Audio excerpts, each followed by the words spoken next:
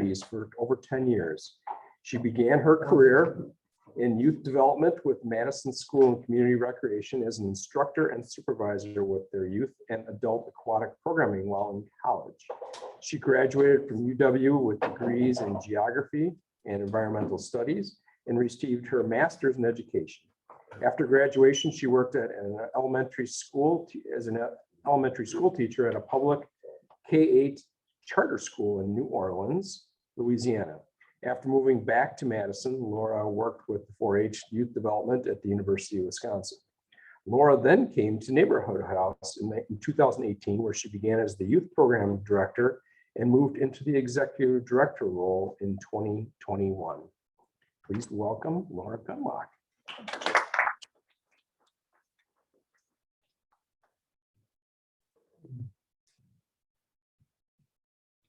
Okay, I just have a question I haven't used. Oh, so you can just use sharing the arrows? Will it show the notes on it, like presenter notes? If not, I have it on paper. I can get it on paper. Okay, We're yeah.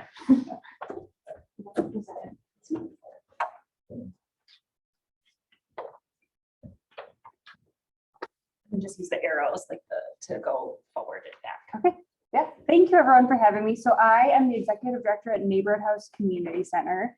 And we are Madison's first and oldest community center.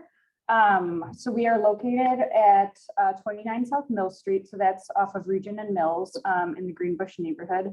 And we have been doing programs and services for over 105 years. So I'm going to go kind of over the long history of Neighborhood House and then talk about what we're doing now. So yeah, there was a lot of information for me to go through for over 105 years. When we had our 100th birthday 5 years ago, shortly before I started, we had a UW class put together a really great history paper for us. So I got a lot of that from there, but we'll get started.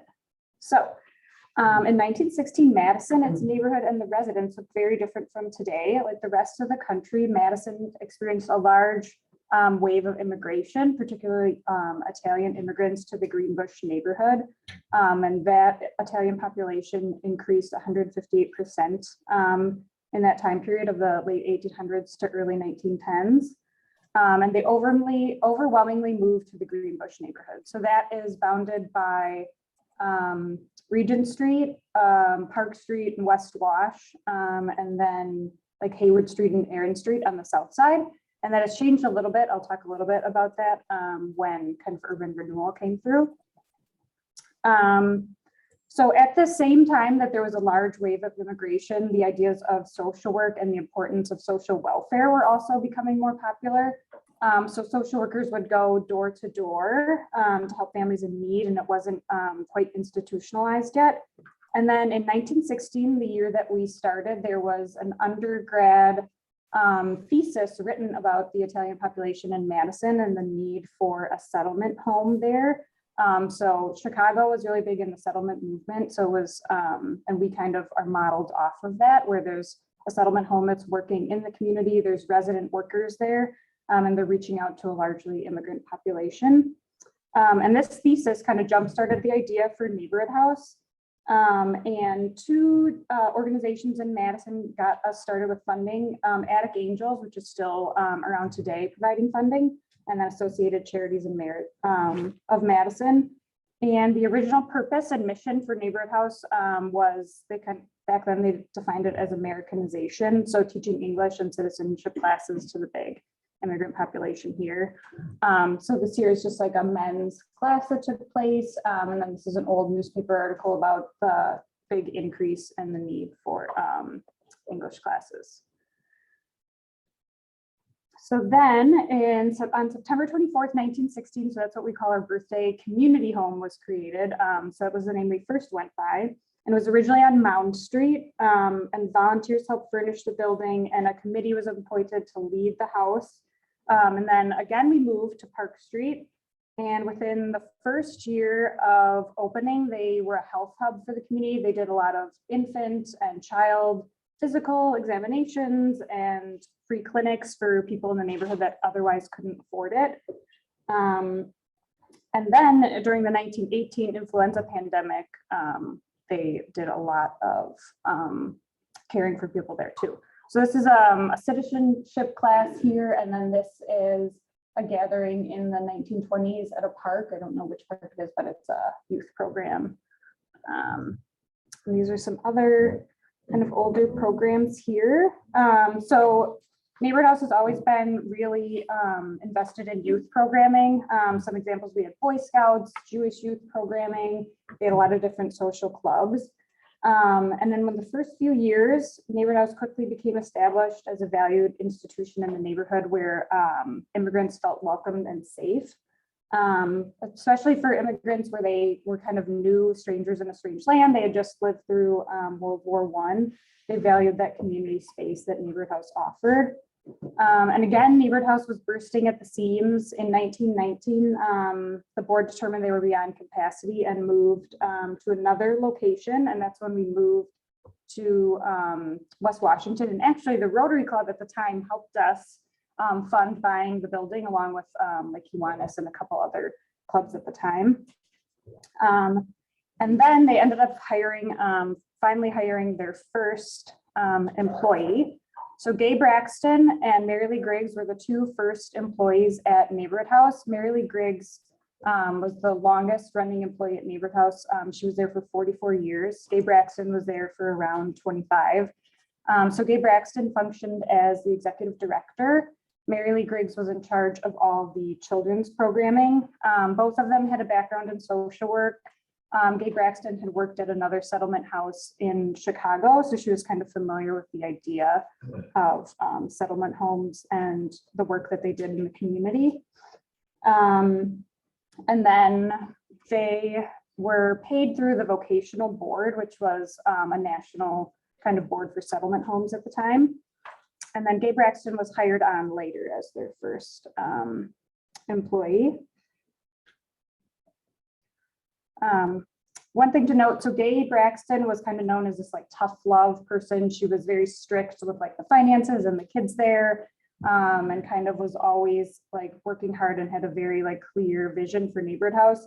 And then Gay Braxton, or Mary Lee Griggs, who was her good friend, was kind of known as like the nurturer and spent most of her time working with the children. So in those early years, they really worked to establish a clear culture for the organization and connect with this Italian population. So this is the building here on West Wash, and this is a children's program. I think they were going to Vilas Park here. And this is from Gay Braxton's like sort of scrapbook and diary that she kept at the time. So yeah, they had kind of the challenge of reaching out to a population that was very different from them and working you know, across language barriers and cultural barriers. And again, the center expanded, that they built another addition there to house more English classes. I think this picture here is a sewing club. I can't read the writing there. But yeah, so they, at the time, Gay Braxton, she lived in the in Neighborhood House. They had 3 full-time staff. They worked closely with the University of Wisconsin. And in their first few years, they would serve over 27,000 individuals. I think it's a duplicated count, but they it wasn't 27,000, but that's how many people were attending their meetings. Yeah, so they're kind of riding this wave of success, and then the Great Depression happened. So after the stock market crash and economic meltdown, some of the worst effects were in the immigrant community in Madison. So they kind of had to find different ways for their programming to kind of support a lot of the men and women that were out of work. So one of these, this example here is they had sewing classes, they had food classes, like cooking classes where they use kind of like their rations. And a really popular one was the Better Homes and Gardens Club, where they kind of showed off their gardens across the neighborhood. So this is a men's woodworking class here, where they were just kind of trying to give people things to do with their hands and sort of have like a purpose there. So they moved away from offering language and citizenship courses because they saw a decrease in that, and into more social clubs, handicraft clubs, where people were kind of getting together and like boosting morale. And again, they did a lot with youth throughout all this time, which is kind of a theme throughout our whole history, is that we do a lot of work with youth. So then we had our 25th anniversary. We've been going for 25 years in 1941. So this is a little program here with a celebration they had. This is the Youth Boxing Club. So there are all kinds of clubs that we probably wouldn't see today with youth, but that they were doing in the 40s. So this was one. At the time they had an NCAA boxer from UW too that was in charge of the boys programs. Yep. So then following the Great Depression, World War II started. Gabe Braxton noted that they had 290 men and women from the Greenbush neighborhood that were involved in the international battles. And as the war ended and soldiers began returning home, they focused their outreach to the community again. And again, the neighborhood kind of started changing after that. So a more influx of new immigrants. A lot of people ended up also eventually moving out of the neighborhood. So then with some changes in funding, I had mentioned the vocational board before. They saw the mission of Americanization had been met, so they withdrew a lot of their funding. So that was about 3/4 of the budget. So they kind of had to scramble with what to do. And on top of that, the board was interested in doing an independent study about how neighborhood house could kind of respond to the changing neighborhood. And it was determined that they would become more of a citywide community center rather than just sticking to the Greenbush neighborhood. And it also established the Madison Neighborhood Center, which was a longtime umbrella organization for community centers. So there's a South Madison Neighborhood Center that fell under that. And at the time it was called Atwood Community House for the East Side. Eventually Wilmar Community Center fell under that too. So it just kind of changed the structure of neighborhood house where it wasn't its own independent entity anymore. And then around that time in 1949, Gabe Braxton submitted her resignation to Neighborhood House, and they had to work to find a new director. Right after her departure, the director of Madison Neighborhood Centers also ran Neighborhood House, and then kind of there's a string of directors after that. So Madison Neighborhood Centers, this was the director that followed Gabe Braxton, kind of changed. There was a change in kind of the idea of social work and how it functions. So they switched to a more clinical view of social work.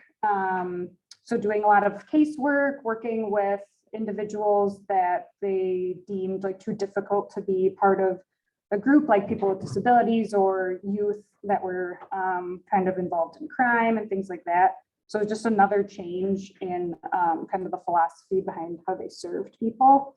And then again, Neighborhood House was no longer its own organization, but functioned under this umbrella organization. So like Gabe Braxton was no longer a Neighborhood House employee, or Mary Lee Griggs. She worked as the preschool director for MNC. And as we entered the 50s and 60s, the neighborhood began to change. A lot of Italians, immigrants moved out, and then lower income families moved in, African-American families. So again, they just kind of were working to reach the neighborhood. In addition to the change in social work, community organizing and the power of community action was another kind of big thing there. So they created neighborhood associations, like the Brittingham Neighborhood Association, as a way to be more resident driven, which has continued to this day, rather than top down from a board or auxiliary board. They wanted a lot of like residents leading what kind of programming would happen. And then this is kind of interesting to think about because the triangle is being redeveloped again, but the area between Park, West Wash, and Regent Street is where Neighborhood House was originally located. And urban renewal was kind of a new idea at the time. So and the housing in that area in the Greenbush was getting pretty old. So they kind of ended up knocking down the whole triangle. It's been rebuilt now with high rises, which is, going through a process of being rebuilt now. So Neighborhood House kind of had to scramble to figure out where to go. So that led us to the current building that we're at on 29 South Mill Street. So this is a building or a picture from the 60s, but the building looks basically the same now. If you've ever been to Neighborhood House, it's right next to David Stewart Dean and kind of behind Meritor off of Milton Street and Mill Street. And since we moved into this building, so we have one side and then other nonprofit organizations are in the other. When we first moved there, it was Dane County Mental Health was there and United Neighborhood Centers.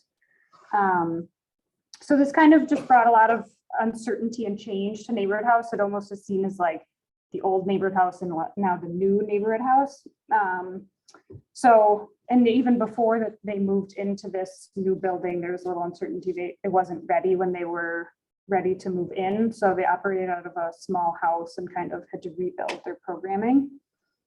And then around the same time, Mary Lee Griggs also ended up leaving Neighborhood House after she had been there for 44 years. So we moved into this space in 1965 and have been there ever since. This is kind of an old picture there. So, you know, right now here is where there's all the hospitals and it just looks, this building looks the same, our building, but it's totally different now. This is some board members that were involved with the process of redeveloping Neighborhood House. So then in the 1960s and 70s, Neighborhood House kind of carved out a niche for itself as being a place for mobilization and mediation during the anti-war protests for Vietnam. Both sides of the issue would meet there and discuss. There were a lot of different groups kind of challenging ideas where they would come in and kind of talk about it. So both sides were represented. We became the site for an alternative high school. And then around this time, the Triangle Project that I talked about earlier was finally finished. And then in the 70s, kind of a trend started where a lot of funding kept happening and a lot of changes in the executive director, which kind of continued. But despite all the funding cuts and kind of change in leadership, Neighborhood House continued to do some innovative programming, like in this picture. At the time, programming for older adults wasn't kind of a thing that people did. So this was like an independent living program. They started an innovative arts preschool. And then in the 80s to 2000s, again, we just continued doing a lot of programming and services, a lot of resident driven. This is a picture from the 80s and this group, Ballet Folklorico. If you're familiar with that dance group, they still meet there today. So they, in addition, you know, to our own programming that we run out of the center, a lot of community groups meet there. And then in the 1990s, we kind of gained a little more stability with Linda Weinberg, who was a longtime director there. She helped create a food pantry and kind of led in the spirit of Mary Lee Griggs and Gabe Braxton. And again, the neighborhood was sort of changing with an influx of Southeast Asian refugees to the Bayview area and African residents. And then Linda retired in the 2000s and we kind of had another change in directors, which brings us to today. This is another picture from, these are summer camp pictures from the 90s, and this is still here at Neighborhood House in the front of the building. Yeah, so this is kind of what Neighborhood House looks like today. These are some kids from our summer camp. So I'm just going to talk a little bit about the programs and services that we currently offer. So we have youth programs, which we actually receive South Madison Rotary funding for our youth programs. We do summer camp, which has looked a little different, but that's this year we'll be offering three free summer camps. So we do an elementary camp, we do a middle school camp, and then a high school enrichment experience, which has like seminars, workshops, and speakers. So summer camp for youth, elementary youth, we have about probably 40 kids coming. It kind of depends on the week. It'll be between like 30 and 40 kids every day. They do a variety of enrichment activities. We go on field trips. For middle school, that was kind of created as kids, you know, age out of the elementary program. They're interested in doing, something at Neighborhood House. So it's just a little bit more about community service as they get older and leadership opportunities. So summer, we're kind of just overrun with kids. They're everywhere, which is really fun. Summer camp is my favorite programming that we do. And then we have year-round and school year programming. So we do after-school programming every day for elementary and middle school students, which involves just enrichment activities. We do tutoring. We have a one-on-one adult mentoring program where kids are paired up with young adult mentors. And they kind of work on social skills. They explore like life after high school, whether it be they want to go to college, they get exposure by taking trips onto the college campus or kind of thinking about other pathways. We also have a high school internship program where youth get kind of different job experience and they work on a project throughout the semester or school year that they're working here. So we have one intern right now and a few lined up for summer. She goes to West High School and she put together a documentary film series because she was kind of really interested in environmental issues. So she put something on for Earth Day. Trying to think if we have other youth programs. We do other like recreational programs. We'll do open gym or have fun Fridays. And then we do a variety of adult programs. So we do programming for adults with disabilities. We do 2 different kinds of programs. We have social programs and then worker volunteer training programs. So this is our social night that we do once a month. I think this is a Halloween party. And then we do weekly social like mornings where they just do crafts or we go on field trips. We do a lot of community events. We do adult fitness classes. We do, sorry.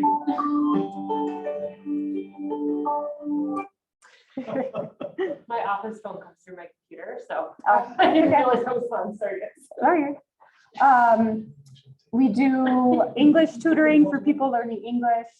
We have Spanish conversation hour for people that are interested in learning Spanish. We do community events, like this was a fall harvest festival that we did a couple of years ago.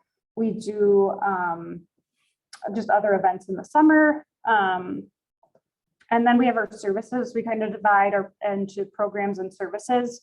Our services are, we currently have an in-person food pantry that was kind of dormant for a while. And we brought it back during COVID. We do monthly community meals, weekly hot meals. We do a big Thanksgiving basket distribution. We do holiday gifts. We have transportation assistance, which is a really big program that we do where we provide individuals with bus passes or gas cards. And then we have volunteering opportunities. So we do a lot of volunteer work days, especially as the weather gets nice. So we just did one in April, and then we'll have one coming up May 21st, which everyone's welcome to attend, where we usually do kind of big building projects. Like this one, we were putting in a rain garden. Here we were painting. I think this paint was probably like original to the building. Like layers and layers of paint there. We do donation collections and then drives of toiletries where we collect toiletries and then put them into like individual care packages, and we deliver those to residents at the Triangle or other affordable housing complexes. We also have mentoring where we look for mentors to volunteer one-on-one with their youth. And trying to think of what other one-on-one. Oh, and then we have our food pantry and community meals that we also use for volunteers. And on top of that, all of our programs that we run, like I said before, we also have community groups that rent space. So we probably have over 20 groups there right now, which are, we have dance groups, support groups, 12-step groups, a lot of cultural groups, a lot of African groups, Muslim women's groups. So it's quite a variety, which kind of continues the spirit of like our immigrant beginnings. And that is all that I have. If anyone has questions. Yeah. And in what year was the current building in 29 South Coast built? 1965. And then follow-up question. I was a South District captain for 7 years, Mhm. so I'm pretty familiar with the guys, but I'm curious to know what kind of relationship have you had historically with Madison General Hospital and now Meredith? Yeah, so we've had pretty good with both Meritor and St. Mary's at different points. So Meritor collaborates with us on a lot of our services that we do, like our Thanksgiving baskets, our holiday gifts. They're involved with that. We've had a lot of hospital employees on our board. We receive grant funding from both hospitals, so we've worked pretty closely with them on different projects. Thank you. So I know we send you some money every year, but what are like some of your biggest funders? Yeah, so our biggest funder usually is the city of Madison. The past couple years have been a little bit different for us because there's so much COVID relief funding. So we've gotten a lot through the Wisconsin DOA, which was federal funding. But city of Madison is a big one. We get some funding from the county. So those are the two big ones. And then it's just a lot of small grants. We get like Cap Times, the different hospitals, Madison for Kids. Yeah, but the city and county are big ones for us. Yeah. Can you tell us a little bit about your background and why you chose to do this kind of work? Yeah. So I grew up in Racine, Wisconsin, and I came to UW for undergrad. And at that time, I came to school and didn't really know what major I wanted to be. And I fell into geography and environmental studies and really liked it. But then I also started volunteering at Salvation Army in Darbo with their mentoring program and their after school programs. And I realized I really liked working with kids, but I was kind of like too far along with my school to like switch my major without kind of changing everything. So then I graduated and I accepted an AmeriCorps position in New Orleans. And I just kind of randomly got placed there. It was through a city year, which we have it in Milwaukee too. So you work in a school for a year. New Orleans was unique because at the time they were all charter, public open charter schools. So there I basically functioned as like an assistant teacher there. And then because it was charter, I got hired the next year to work as an assistant teacher there. And I really liked New Orleans. The kids were amazing. I learned a ton there about how to work with kids. And just kind of, a lot about myself too. So then I actually went on a 1,200-mile canoe trip for a summer for 3 months with my sister, her husband, and his brother. We started in the Boundary Waters and went to Hudson Bay, which I've actually presented at a different Rotary about that trip. And I came back and was looking, to go back to working with kids. And that's when I ended up moving back to Madison and working with UW Extension's 4-H youth development programs. So worked on statewide youth programs there.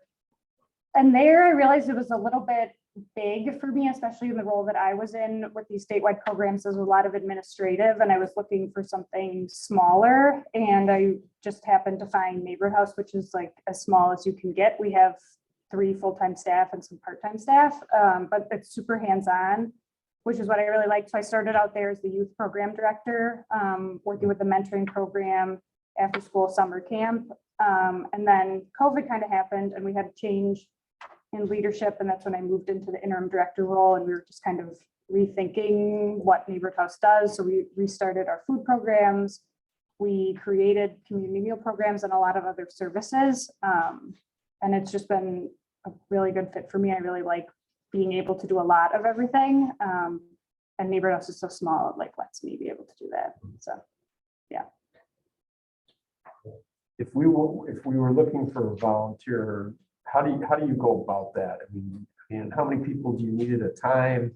How does that work? Yeah, so we can kind of make it fit. Our volunteer work days work really well for groups because we do a few during the summer, like spring, summer. And we have a volunteer page on our website, or I can just give you my email too, because we help coordinate that. And depending on, availability, we can take pretty large groups of up to I'd say 15 people for the volunteer work days. And then we have smaller opportunities to like serving our community meal. We have a lot of opportunities where like people collect items and then they can come into neighborhood house and be like bag them up individually. So that's probably like a shorter opportunity and it could be a variable like group. We try to make it work for the group size, but because we are smaller, it's hard to get a really big group for volunteering. Great, thank you. I just want to give you a compliment. I've seen and talked with hundreds of nonprofits, executive directors in Madison, Dane County. But your presentation today, particularly your historical perspective and your understanding of neighborhood house and just how you described your background and how you ended up here, I just think that was really powerful. Because if you want to know how to take an agency forward, you have to know the ground it's traveled and where it's come from. Your presentation today, you just knocked it out of the park. Good job. Thank you. Yeah, it was really cool because I came in after the 100th birthday. So we have this really great history and I've been able to like kind of glance over it, but preparing for this, I like learned a lot about the organization. So, and there's a long history. We have people come into neighborhood house like all the time that, you know, their parents or grandparents came to the original neighborhood house or they came to neighborhood house when they were kids, like in the 80s. So it has a really long history that I think is really important. Great.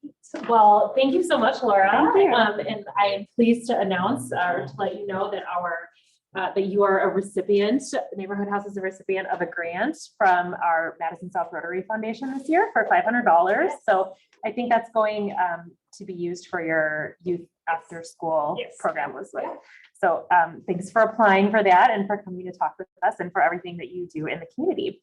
And in addition to that, we also make a donation on behalf of all of our speakers, so you included, to Polio Plus Fund, which is part of Rotary International's effort to eradicate polio. So, oh, I left my notes here about our speaker. So next week, join us for our speakers who will be Carmel Capetti and Steve Maurice, who will be speaking on immigration services at the Catholic Multicultural Center and helping newcomers become neighbors. So similar mission to what you all have. So see you guys all next week and thanks for being here today.